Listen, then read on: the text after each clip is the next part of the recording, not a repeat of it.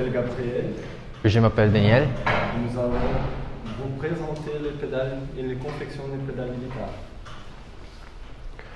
Premièrement, on a deux groupes de pédales de guitare qui sont compris entre les pédales numériques et les pédales analogiques. Ici, on a des exemples. Ici, c'est un pédale analogique très commun, la distorsion. Et celui-là, c'est le pédale numérique de delay. Ici, c'est un pédale qui c'est un peu analogique, un peu numérique. Certaines parties du pédale sont analogiques, donc il n'est pas totalement numérique. Pour commencer, on va parler un peu du traitement du signal numérique.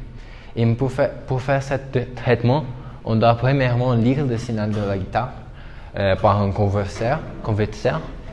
Et on va donc traiter le signal dans le domaine numérique et après ça, on va générer le signal analogique à partir du signal numérique en utilisant un convertisseur qui peut être en PWM. Le temps entre les premières étapes et les troisièmes étapes, c'est compris comme le temps de latence. Et le plus bas que ce temps est, le mieux. Le convertisseur analogique numérique, c'est un partie très importante du pédale numérique. Et premièrement, on doit faire une amplification du signal de la guitare. On fait cette amplification parce que l'ADC a une envergure d'approximativement 3,3 volts pic à pointe et les guitares ont une amplitude de 200 millivolts pic à pointe. Et pour avoir un meilleur rapport signal-bruit, on doit utiliser toute l'envergure du ADC. C'est pour ça qu'on fait cette amplification. Ici, on a un exemple d'un signal après l'amplification. On peut voir qu'il utilise presque toute l'envergure du ADC. Ici, on a un 12 bits ADC qui a valeur de 0 à 4095 nombres. Et après cette conversion, on filtre le signal pour réduire les effets de d'aliasing. Les effets de d'aliasing sont compris dans superposition des signaux qui génèrent des bruits. Autre partie importante du convertisseur analogique numérique, c'est l'échantillonnage. L'échantillonnage, c'est le temps qu'on a entre quelques liaisons du signal. Et par le théorème de Nyquist, on doit avoir un taux d'échantillonnage qui c'est au moins 2 fois la fréquence maximum du signal. Et quand on a cette taux d'échantillonnage, on peut refaire le signal complètement. Ici, on a un exemple avec un bas taux d'échantillonnage et un haut taux d'échantillonnage. On peut voir que le signal est mieux fait quand on a un mieux taux d'échantillonnage. Après les conversions, on doit faire le traitement du signal. Et pour faire ça, on utilise des programmes. On peut utiliser un microcontrôleur, par exemple. Et les effets sont faits dans deux grands groupes. Ce que fait la variation d'amplitude, qui peut être en overdrive ou distorsion, et ceux qui sont basés sur le temps, comme le delay et echoes. Après qu'on fait le traitement du signal, on doit refaire le signal analogique. Et pour faire ça, on utilise un convertisseur numérique analogique. Les microcontrôleurs ont un convertisseur très commun qui c'est le PWM. Et pour faire la conversion du PWM, on doit utiliser normalement deux résistances qui ont un rapport proportionnel au nombre de bits. Par exemple, on peut avoir un rapport 1:64 et la résistance R1 peut comprendre les autres 6 bits et la résistance R2 peut comprendre les bas 6 bits pour faire une résolution de 12 bits. Ici, on peut voir comment on refait le signal analogique à partir du signal de PWM. Et pour faire ça, on utilise un condensateur pour faire le filtrage et réduire les harmoniques. Le PWM, c'est un amplificateur de classe D. On peut voir amplificateur de classe A, B, C, D et autres types de classes. Et c'est une classe qui c'est compris des amplificateurs avec la commutation. Ils ont une efficience très bonne avec cette commutation. Maintenant, on va parler d'un exemple d'un pédale numérique. C'est un shield d'Arduino qu'on peut utiliser pour faire des programmes variés sur la guitare. Ici, on peut voir le shield comme il est. Il a les entrées et les sorties. On a aussi un commutateur de pied pour utiliser ou pas utiliser les effets et les étages de circuit. Ici, c'est le pas plus important du shield, qui sont les parties d'entrée et de sortie. Ils sont compris pour faire un traitement du signal avant de faire la conversion. Ici, par exemple, on a des filtres et aussi un amplificateur qui amplifie le signal de la guitare pour utiliser toute l'envergure du ADC. Ici, on a le convertisseur de PWM, que j'ai déjà parlé, et un autre filtre pour améliorer le signal pour la sortie. Ici, c'est un exemple de programme d'un effet. Et cet effet, c'est un booster. Premièrement, on fait le setup, qui c'est la configuration des épingles. On doit configurer les épingles du ADC, de PWM. Et après, on a les loops. Mais les loops ici n'a pas de fonction. On utilise seulement pour allumer un LED. La vraie fonction de pédale, c'est fait dans l'interruption. Quoi c'est une interruption? L'interruption, c'est un type de programme que voir dans cette épingle s'il a certaines conditions. Par exemple, les conditions qu'on utilise dans ce programme, c'est un timer. Il compte le temps d'échantillonnage et quand il finit cette temps, il commence le programme de l'interruption. Il saute de loop pour l'interruption. Et dans l'interruption, il fait le programme d'effet.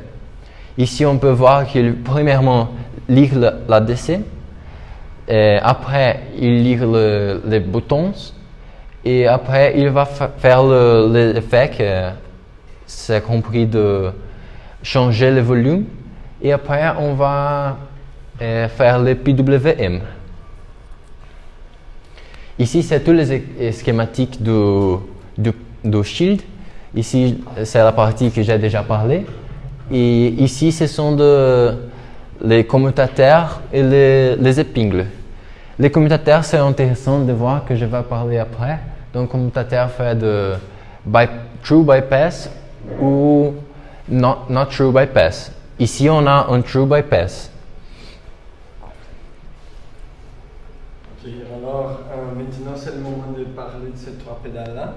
Je vais vous expliquer les principales blocs qui fassent partie de cette construction de ces trois pédales.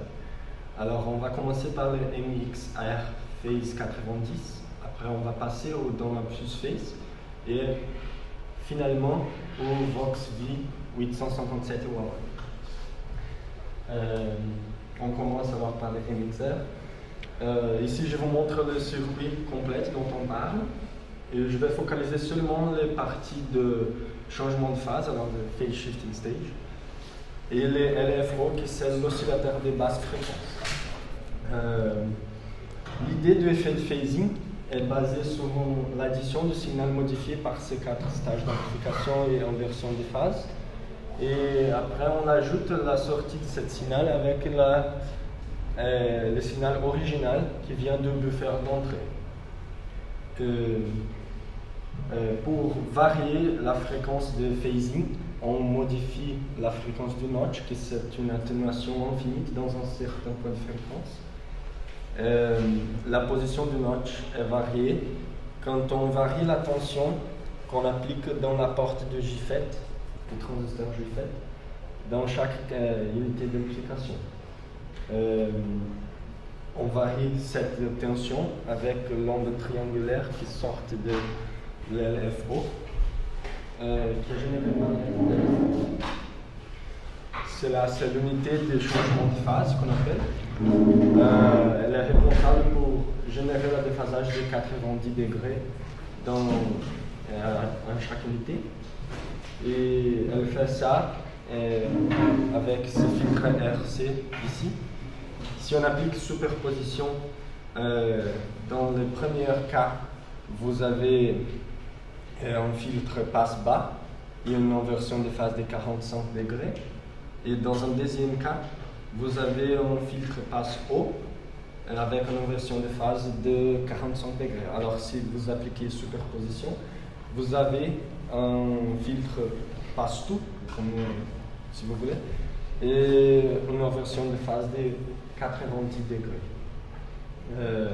Et pour générer l'effet de phasing, j'ai dit que vous devez changer la tension appliquée aux portes du JFET. Et maintenant, j'explique que le LFO. Ça, c'est comment on varie la tension. Alors,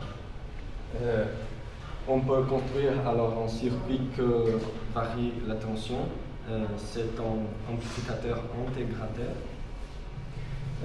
C'est construit, ce circuit, il génère une onde triangulaire avec un offset pour qu'on utilise seulement la tension positive de l'onde triangulaire. Alors, on veut varier la tension et cette variation, on veut qu'elle soit positive et elle doit augmenter et baisser dans le domaine du temps. Cette fréquence de l'onde triangulaire est prédéterminée par ces potentiomètres ici. C'est le prof musicien qui fait ça. Si on applique alors dans un circuit intégré nominal en onde carrée dans la sortie, dans l'entrée, on peut obtenir une onde triangulaire. Et à la fin, les deux signaux sont ajoutés pour avoir l'effet de phasing. Maintenant, je passe au fuse phase. C'est un pédale de distorsion. C'est l'une des premières pédales de distorsion créées dans les années 1960. Alors, ces pédales a été créé en 1966. Et son premier utilisateur, c'était le guitariste Jimi Hendrix. J'ai choisi ce pédale pour vous expliquer parce que le circuit, c'est vraiment très simple et c'est un pédale vraiment trop populaire. Il est construit basiquement de 2 transistors PNP, mais pas de silice, il est composé de germanium. Il y a 4 résistances, 3 condensateurs et 2 potentiomètres. Ça, c'est le circuit complet. On a un stage d'entrée, un module de réinjection et un stage de sortie du signal. Alors, c'est une amplification réinjectée. Et le circuit d'entrée est basé sur un collecteur suiveur avec un amplificateur PNP et haut gain, basse impédance d'entrée et haute impédance de sortie. Alors, ce condensateur-ci, C1, il bloque le signal DC qui vient de la guitare et la résistance R1 fixe le paramètre de polarisation du son.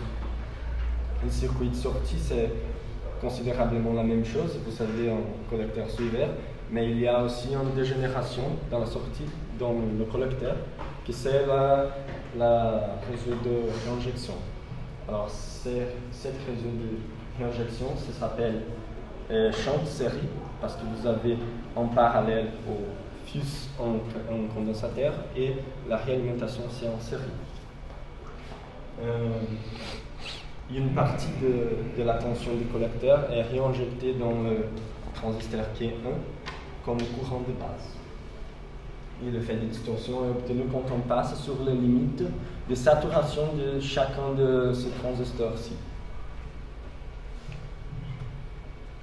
Maintenant, on va passer au Vox V857. Voilà. Il a été créé aussi en 1966 Et sa dénomination vient du son qu'il rassemble. Alors c'est une oscillation du son qui rassemble une personne en parlant le mot wa. C'est essentiellement un filtre passe-bande. Alors ça c'est dans le domaine de la fréquence et vous passez seulement en phase de fréquence. Une bande de fréquence. Et on peut réguler la fréquence de cette passe-bande en variant la résistance de cette potentiomètre-ci. Il y a dans le circuit, c'est seulement ça. Il y a seulement deux stages, alors le stage d'entrée et de sortie. Le circuit est construit dans la configuration des deux transistors en cascade, qui est 1 et qui est 2, avec des composantes passives comme des inducteurs, des condensateurs, des résistances. Il y a aussi des potentiomètres, il y a seulement un, je pense. Oui. L'idée c'est de varier la résistance de cette potentiomètre-ci, de façon que la fréquence de résonance de cet inducteur L1 et de C2 change dans le domaine de la fréquence, alors on varie la fréquence du passe-bande. Le circuit d'entrée, alors c'est basiquement un émetteur commun avec réinjection shunt, c'est parallèle. Voilà. Ici un capaciteur condensateur, c'est un bloc le signal DC et protège aussi le circuit contre la polarisation reverse et en cas d'échec du circuit. Le deuxième stage, c'est la sortie. Alors, elle est composée d'un émetteur suiveur, donc K2, connecté avec une basse impédance d'entrée, de sortie, pardon, et un gain de tension presque unitaire. Alors, cette partie amplifie le signal qui vient du potentiomètre et la tension de polarisation des bases du transistor vient de la sortie de premier transistor qui est en passant pour la résistance R5. Et si on varie le VR1, comme j'ai dit, on varie aussi la fréquence de résonance entre L1 et C2, responsable pour générer l'effet de wah-wah. Alors, ce sont les pédales. Ça, c'est le fuse face, c'est le plus ancien, le Vox wah-wah et le phaser, dans la forme physique. Maintenant, je vais parler de quelques topologies de confection de pédales, comme quelques circuits prédéterminés et aussi de circuits en presse. Ici, on a le circuit en presse du pédale shield. Il est compris dans une plaque de circuit en presse. Il est très important de faire une plaque comme ça parce qu'il doit avoir une résistance physique très bonne et aussi une résistance à bruit bon aussi. Ici, on a quelques éléments communs pour faire des pédales qui sont des résistances, des condensateurs, mais aussi les commutateurs 3PDT et les entrées et sorties. Je vais parler après de commutateurs 3PDT, c'est très important pour faire les true bypass. Et une autre chose importante pour tous les circuits aussi de la pédale, ce sont des filtres d'alimentation. On peut avoir des inductances parasitaires et cette inductance peut causer un pic de tension dans l'alimentation qui peut donifier les circuits. Et pour réduire ce bruit qui est causé dans l'alimentation, on utilise des condensateurs pour diminuer cet effet. Ici, on utilise deux types de condensateurs, des condensateurs céramiques électrolytiques. Les électrolytiques sont bons pour les basses et moyennes fréquences et les céramiques sont bons pour les hautes fréquences. En utilisant ça, on bloque les harmoniques et on diminue les bruits dans l'alimentation. Ici, on peut voir que les pics de 30 volts s'est diminué en pic de 14 volts. Ça réduit les bruits. Un autre filtre très important, c'est le filtre de bourdonnement. Et dans le circuit que Gabriel a montré à vous, il y avait des filtres de bourdonnement. Il sert à bloquer le signal bas et constant. Cet signal cause un bruit que c'est pas bon aux oreilles. Et en bloquant cette signal, on peut avoir un signal de la guitare plus harmonique. Ces filtres ont une fréquence d'écriture basse, type normalement 50 Hz, et on utilise dans l'entrée et la sortie. Ces filtres sont les capaciteurs et les résisteurs en configuration de passe haut. Ici, on a aussi le capaciteur, le condensateur de résistance. Maintenant, je parle de true bypass et not true bypass. Ici, il y a des circuits. Ici, c'est un true bypass, ici, un not true bypass. On peut voir que dans le true bypass, on peut commuter entre les signaux passant complètement dans l'entrée pour la sortie ou le signal passant dans les effets et à la sortie. Ici, toutes les fois que je mets un signal dans l'entrée, on va voir le passage du signal dans les effets du circuit. Donc ici, c'est mieux pour avoir un signal plus nettoyé. Ici, ce sont des circuits qu'on utilise pour faire le true bypass et not true bypass. Le true bypass, on utilise les 3 PDT que je parlais déjà. Ici, c'est le schématique de 3 PDT. Il y a des commutations entre haut et basse. Et quand on est dans cette stage, on a le passage de l'entrée dans les effets et les effets dans la sortie. Donc, il passe complètement dans les effets. Ici, on commute basse. Ici, on a que l'entrée passe dans un jumper et passe sur la sortie de la pédale. Ici, on a le circuit qu'on utilise pour not true bypass. C'est un circuit très compliqué, mais c'est mieux pour faire de production en masse parce que cet composant ici, c'est difficile pour faire mécaniquement. Et on peut voir qu'il y a l'utilisation d'un circuit de toggle et de JFET pour faire la commutation. On peut voir que si on utilise le entrée 1 pour le signal nettoyé, il doit passer dans un circuit pour aller à la sortie. Je vous remercie, mais avant de terminer, je vais passer un cours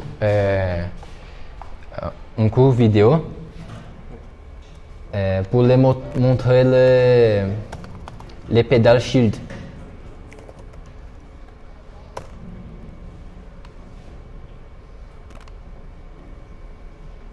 Tá aparecendo lá?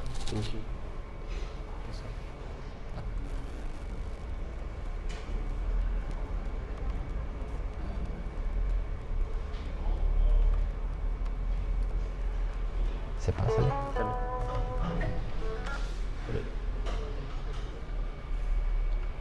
Coloca o volume no máximo.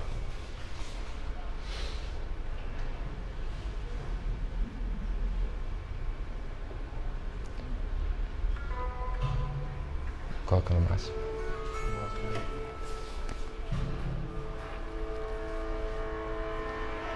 Ici, c'est le pédale Shield do Arduino 2, pas do Uno. Eu queria do Uno. Tenta colocar no do Uno. Bon, l'internet c'est pas bon, mais si vous voulez, on peut voir dans le site de Lectures Mesh, il y a cette pédale qu'on peut acheter les pédales Shield pour les faire et mis dans l'Arduino. Et c'est intéressant parce qu'on peut programmer les effets qu'on veut et utiliser de la manière qu'on veut. Donc je pense qu'il ne va pas fonctionner, donc je vous remercie l'attention. Et si on réussit de charger, on va montrer après. C'était ça, merci.